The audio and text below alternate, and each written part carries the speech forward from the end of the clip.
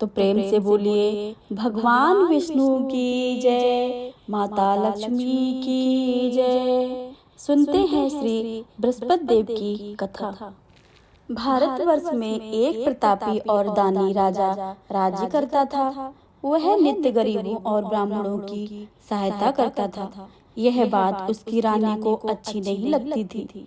वह ना ही गरीबों को दान देती थी और ना ही भगवान का पूजन करती थी और राजा को भी दान देने से मना किया करती थी। एक दिन राजा शिकार खेल वन को गए हुए थे तो रानी महल में अकेली थी। उसी समय बृहस्पति देव साधु वेश में राजा के महल में भिक्षा लेने के लिए आए और भिक्षा मांगी। रानी ने भिक्षा देने से इनकार किया और कहा कि हे साधु महाराज, मैं तो दान पुण्य से तंग आ गई हूँ।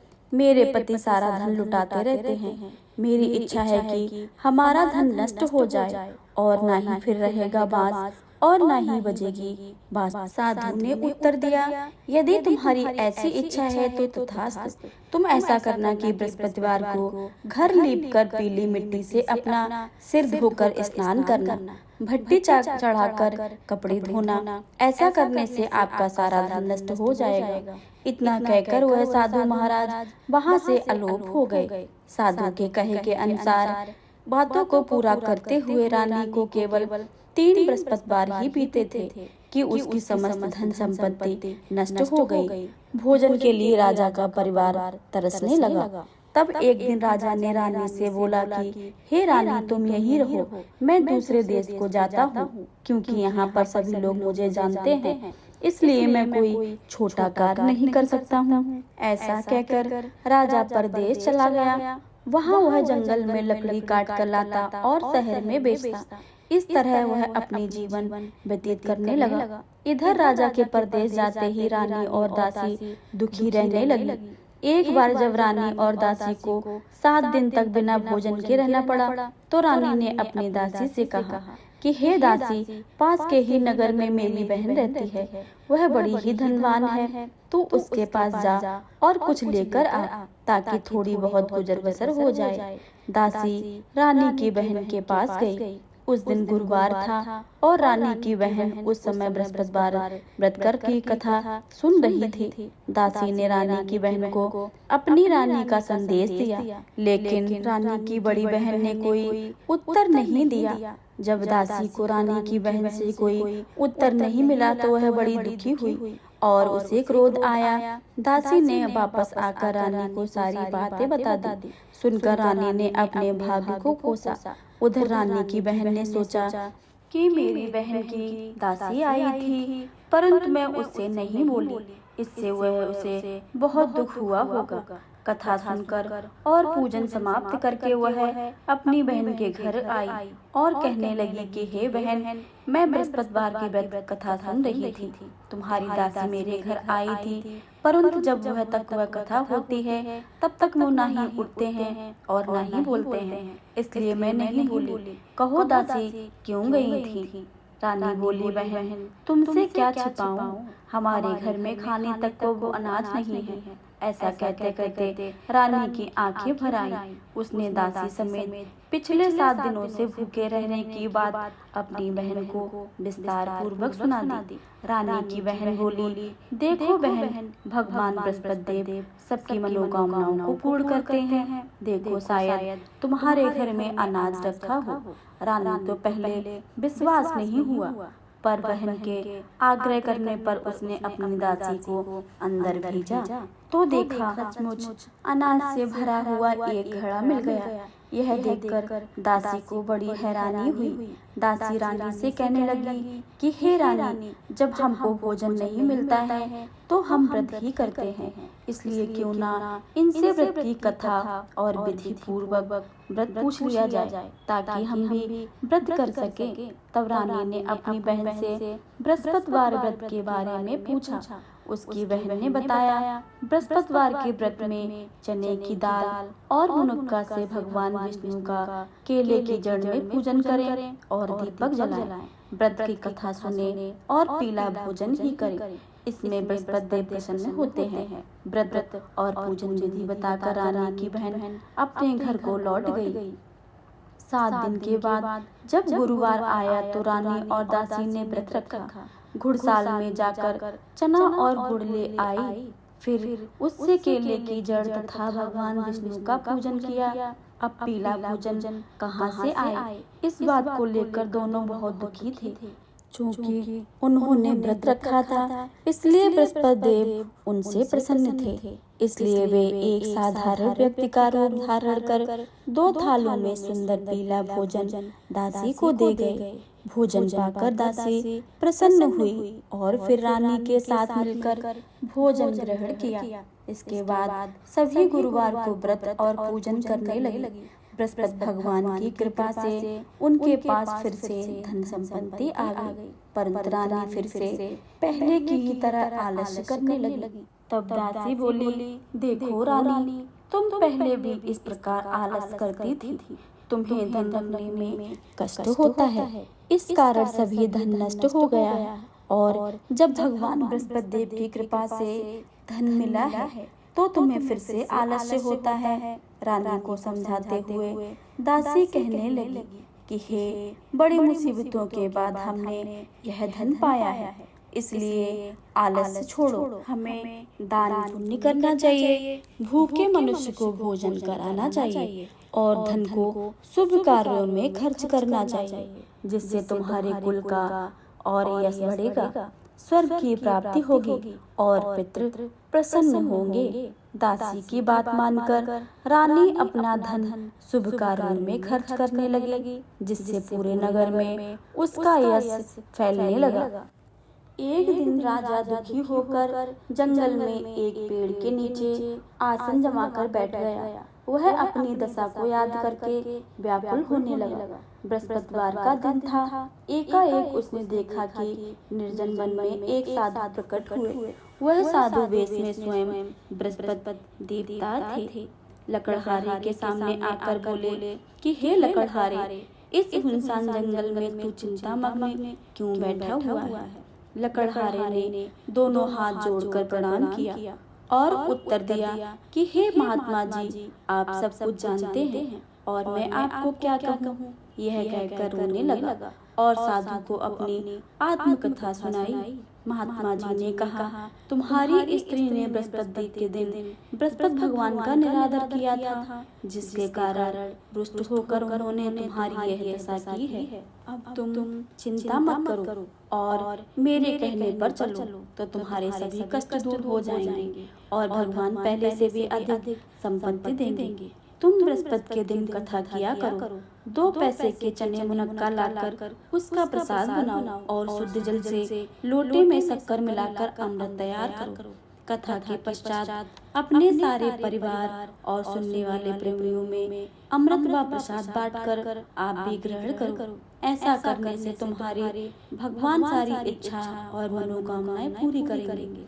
साधु के ऐसे वचन सुनकर लकड़हारा बोला कि हे प्रभु, मुझे लकड़ी बेचकर इतना पैसा नहीं मिलता है जिससे मैं भोजन के उपरांत कुछ बचा सकूं। मैंने रात्रि में अपनी स्त्री को व्याकुल देखा, पर मेरे पास कुछ नहीं है जिससे मैं उसकी खबर मंगा सकूं। साधु ने कहा कि हे लकड़हारे, तुम किसी बात की चिंता मत करो।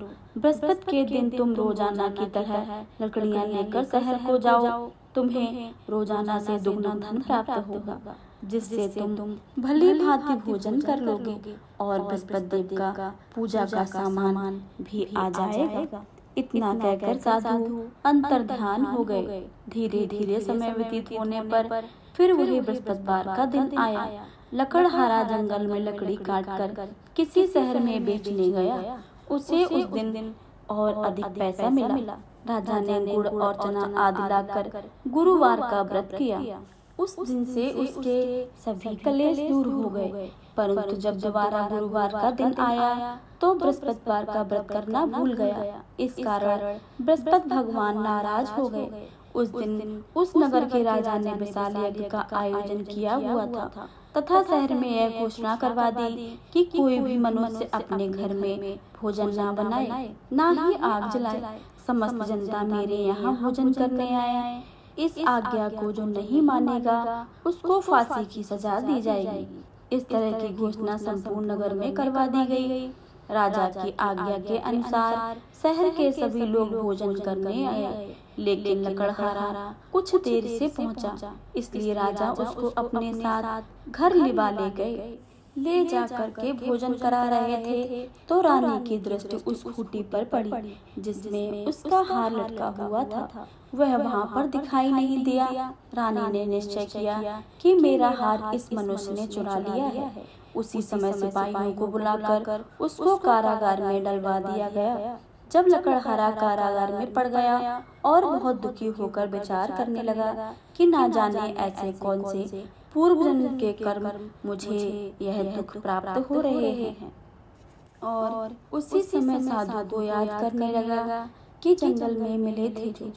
उसी समय तत्काल बृहस्पति देव साधु के रूप में प्रकट हुए और उसकी दशा को देखकर कहने लगे कि अरे मूर्ख, तूने बृहस्पति देव की कथा नहीं करी, इस कारण तुझे दुख प्राप्त हुआ है। अब चिंता मत कर, बृहस्पतिवार के दिन कारागार के दरवाजे पर 4 पैसे पड़े मिलेंगे, उनसे तू बृहस्पति देव की पूजा करना, तेरे सभी कष्ट दूर हो जाएंगे। बृहस्पतिवार के दिन उसे 4 पैसे मिले। लकड़हारे ने कथा कही और उस रात्रि को बृहस्पति देव ने उस नगर के राजा को स्वप्न में कहा कि हे राजा, तुमने जिस आदमी को कारागार में बंद कर दिया है वह निर्दोष है, वह राजा है और उसे छोड़ दो। रानी का हार उसी खूंटी पर लटका है। अगर तुमने ऐसा नहीं किया तो मैं तेरा सारा राज्य नष्ट कर दूंगा। इस तरह रात्र के स्वप्न को देखकर राजा प्रातःकाल उठा और खूंटी पर हाथ देकर लकड़हारे को बुलाकर क्षमा मांगी तथा लकड़हारे को योग्य सुंदर वस्त्र आभूषण देकर विदा कर दिया। बृहस्पति देव की आज्ञा के अनुसार लकड़हारा अपने नगर को चल दिया। राजा जब अपने नगर के निकट पहुंचा तो भोर से बड़ा आश्चर्य हुआ। नगर में पहले से अधिक बाग, तालाब, कुएं तथा अद्भुत सी धर्मशाला, मंदिर आदि बन गए हैं। राजा ने पूछा कि यह किसके बाग और धर्मशाला है। तब नगर के राजा लोग कहने लगे कि यह रानी और बांदी के हैं। तो राजा को बहुत आश्चर्य हुआ और बहुत गुस्सा भी आया। जब रानी ने यह खबर सुनी कि राजा आ रहे हैं तो उसने बांदी से कहा कि हे दासी, देख राजा हमको कितनी बुरी हालत में छोड़ गए थे। हमारी ऐसी हालत देखकर वह लौट न जाए, इसलिए तू दरवाजे पर खड़ी हो जा। आज्ञा के अनुसार दासी दरवाजे पर ही खड़ी हो गई। राजा आए तो उन्हें अपने साथ लिवा लिए। तब राजा ने क्रोध करके अपनी रानी से पूछा कि यह धन तुम्हारे पास कैसे प्राप्त हुआ। तब उन्होंने सब कहा, हमें यह सब धन बृहस्पति देव की इस व्रत के प्रभाव से प्राप्त हुआ है। राजा ने निश्चय किया कि वह 7 रोज बाद जो सभी बृहस्पति देव का पूजन करते हैं, परंतु मैं प्रतिदिन दिन में 3 बार कहानी और रोज व्रत किया करूंगा। अब हर समय राजा के दुपट्टे में चने की दाल बंधी रहती थी और दिन में 3 बार कहानी कहता था। एक रोज राजा ने विचार किया कि चलो अपनी बहन से यहाँ मिल आवे। इस तरह निश्चय करके राजा घोड़े पर सवार होकर अपनी बहन के यहाँ को चलने लगा। मार्ग में उसने देखा कि कुछ आदमी एक मुर्दे को ले जा रहे हैं। उन्हें रोककर राजा कहने लगा कि अरे भाइयों, मेरे बृहस्पति देव की कथा सुन लो। वे लोग बोले, हमारा तो आदमी मर गया है, इनको अपनी कथा की पड़ी है। परंतु कुछ आदमी बोले, अच्छा कहो, तुम्हारी कथा मैं सुनूंगा। राजा ने दाल निकाली और जब कथा आदि हुई तो मुर्दा हिलने लग गया। और जब कथा समाप्त हो गई तो राम राम कहकर मनुष्य उठकर खड़ा हो गया। आगे मार्ग में उसे एक किसान खेत में हल चलाता हुआ मिला। राजा ने उसे देखकर और उससे बोला, अरे भाइयों, तुम मेरी बृहस्पतिवार की कथा सुन लो। किसान बोला, जब तक मैं तुम्हारी कथा सुनूंगा तब तक मैं एक हरिया जोत लूंगा। राजा अपनी कथा किसी और को सुना जा। इस तरह राजा आगे चलने लगा। राजा के हटते ही बैल पछाड़ खाकर गिर गए और किसान के पेट में बड़ी जोर से दर्द होने लगा।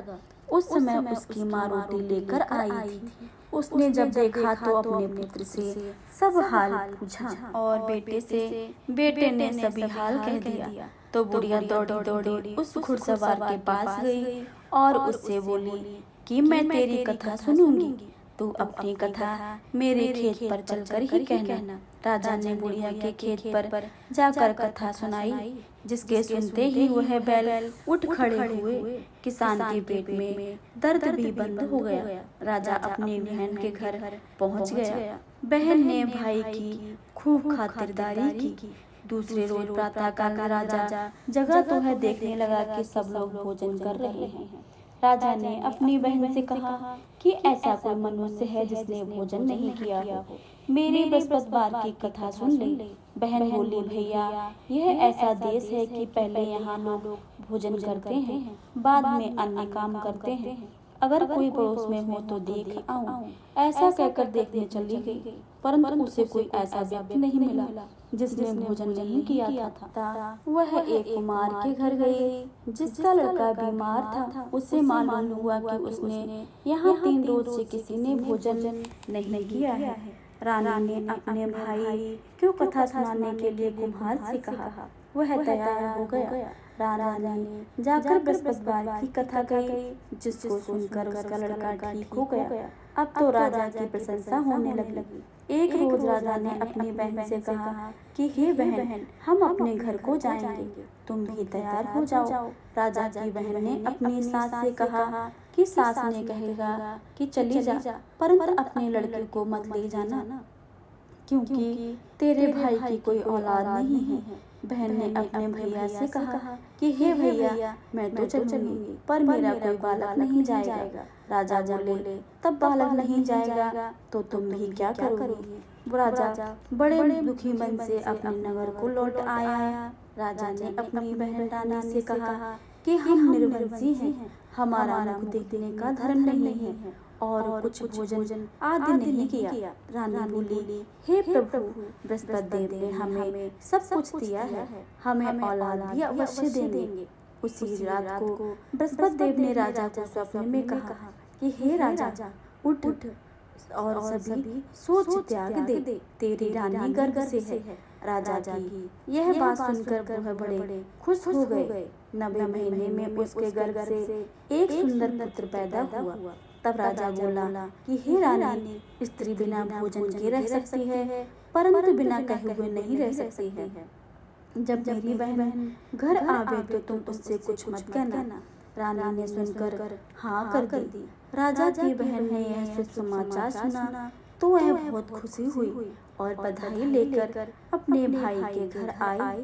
तभी रानी ने कहा, घोड़ा चढ़कर तो नहीं आई, गधा चढ़कर आई हो। राजा की बहन बोली, भाभी, इस प्रकार अगर मैं ना कहती तो तुम्हें औलाद कैसे मिलती? बृहस्पति देव ऐसे ही हैं, जैसे जिसकी मनोकामनाएं होती है सभी को पूर्ण करते हैं। जो सद्भावना पूर्वक बृहस्पतिवार का व्रत करते हैं एवं कथा को पढ़ते हैं और सुनते हैं तथा सुनाते हैं, बृहस्पति देव उनकी सभी मनोकामनाओं को पूर्ण करते हैं। तो प्रेम से बोलिए, बृहस्पति भगवान की जय। यह थी भगवान बृहस्पति देव की कथा। अब आप सभी सुनेंगे बृहस्पति देव की आरती। जय बृहस्पति देवा, ओम जय बृहस्पति देवा, छिन छिन भोग लगाऊं कंदली फल मेवा। ओम जय बृहस्पति देवा, तुम पूरन परमात्मा, तुम अंतर्यामी, जगत पिता जगदीश्वर, तुम सबके स्वामी। ओम जय बृहस्पति देवा, चरणामृत निज निर्मल, सब पातक हरिता, सकल मनोरथ दायक, कृपा करो भरिता।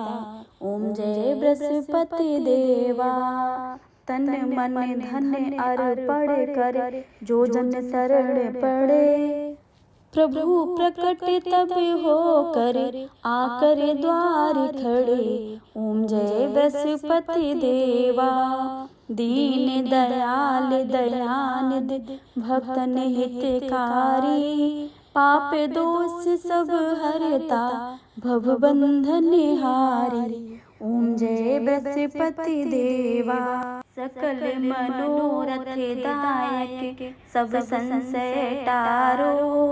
विषय विकार मिटाओ संतन सुखकारी।